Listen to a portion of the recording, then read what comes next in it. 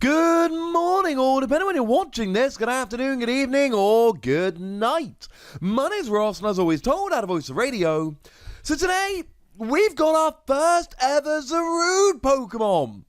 I know, right? It's the same day we've just seen amazing rare Pokemon for the very first time, and now we've got a Zarude GX as well.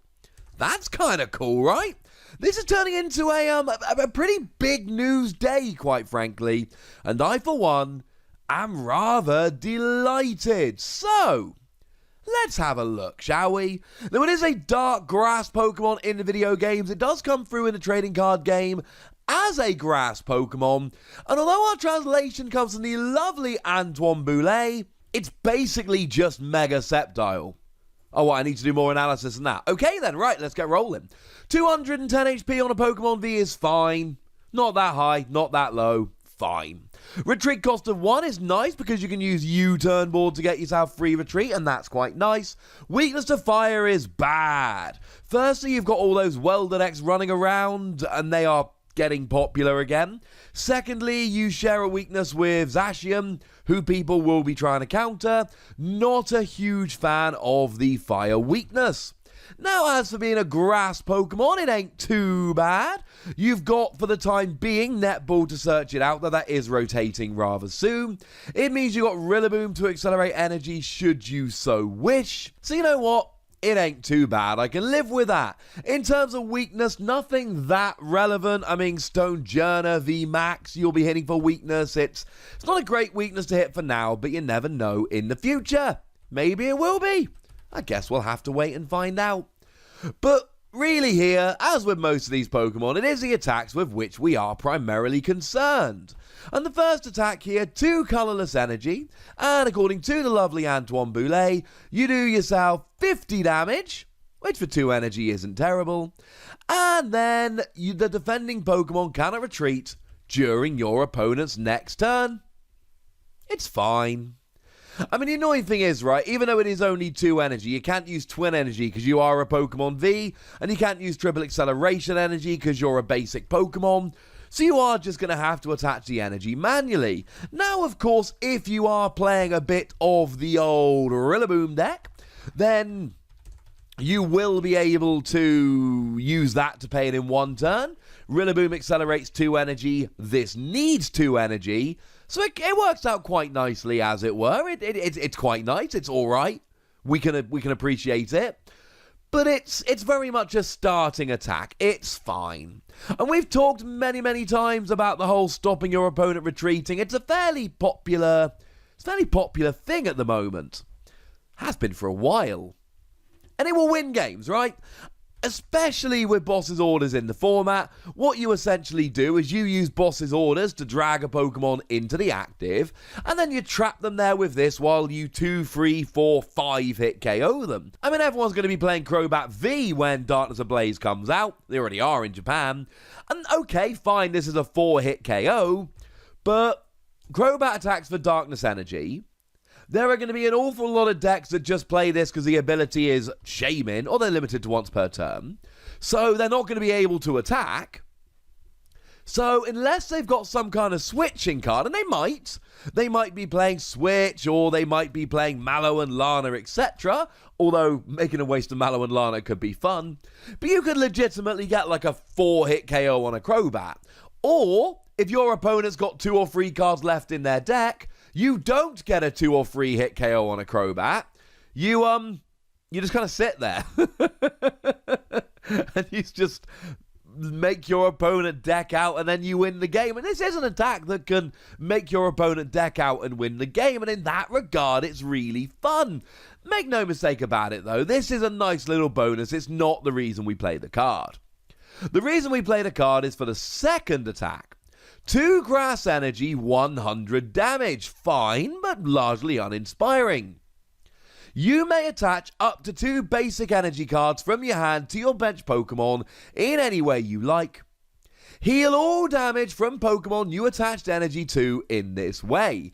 Now, when I said that this was Mega Sceptile, I really did mean that this was Mega Sceptile. Mega Sceptile's attack, for now admittedly it was a grass and a colourless, 100 damage, you may attach up to 2 grass energy cards from your hand to your bench Pokemon in any way you like. If you attach energy to a Pokemon in this way, heal all damage from that Pokemon.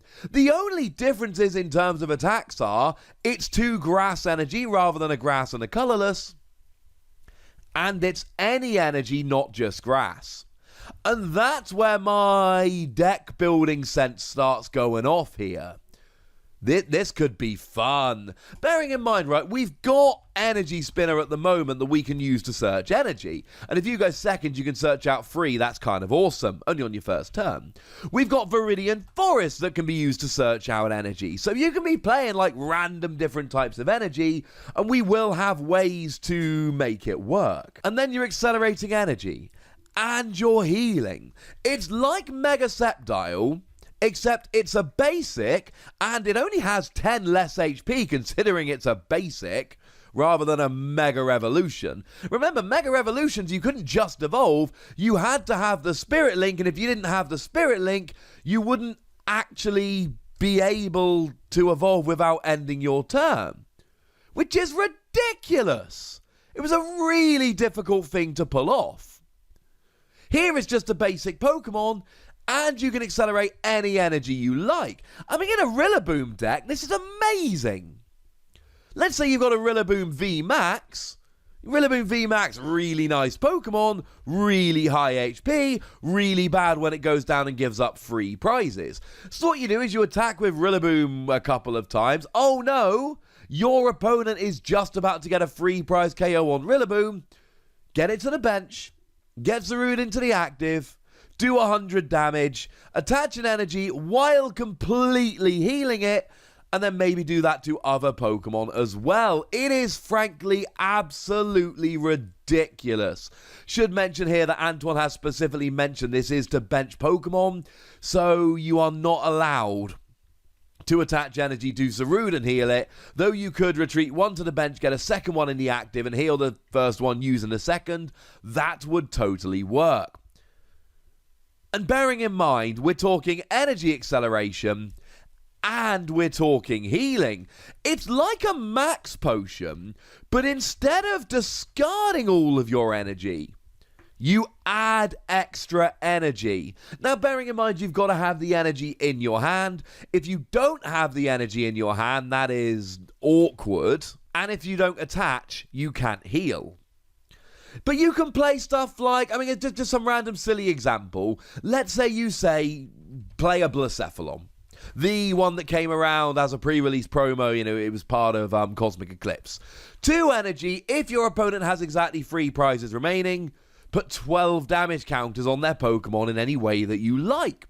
So play around with that. I mean, your opponent could take a KO and ruin it, but it's just a fun little example. The point is, I can play one random Psychic Energy and then just attach it to Blacephalon using this, and then it's a single energy attacker. You can tech in almost anything. Now, you are really telegraphing it to your opponent. Remember, this is an attack. So if I bench a Blacephalon and then use Zarude to attach an energy, or even 2, my opponent can either try and take out Blacephalon, bearing in mind we have boss's orders nowadays, or they can try and just make sure they don't have 4 prizes remaining. So it's awkward, but doable. Absolutely doable. Even if you just play this in a mono grass deck and don't worry about accelerating any other kind of energy or playing any other kind of Pokemon, fine. You're still accelerating extra energy, and you're still healing all damage from all Pokemon when you do so. Force your opponent to get a one-hit KO on a Rillaboom VMAX. They can, of course they can. Well, some decks can.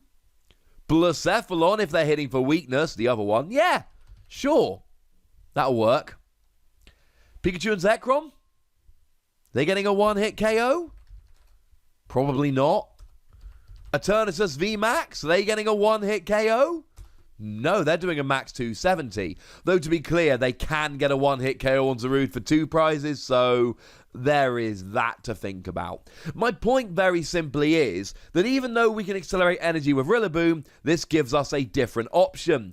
Either we've already accelerated with Rillaboom, or our only Rillaboom has gone down, or we haven't got one out yet, or whatever. And the healing as well. I think this is absolutely brilliant. Sceptile, the Mega version, was a good Pokemon. There was a period of time where it was one of the very best decks in the format, though that was a short period of time. And this is a basic version of it. Yeah, sign me up. Maybe it's too easy to one-hit KO this with Eternatus, with Zacian and things of that nature. But I still love it. I'm giving it between 4 and 5 Wassies. When I give half Wassies, that would be barbaric. I really like this. I think it is one of the best grass Pokemon we've got nowadays. But hey, if you disagree with me, good news. That's why there's a comment section. So go nuts. But be nice, would you?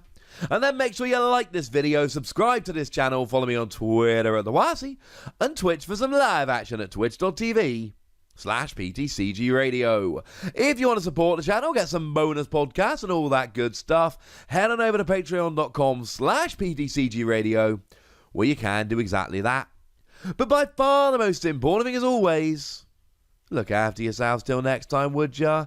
Thank you very much for watching. My name's Ross, and you've been watching PTCG Radio.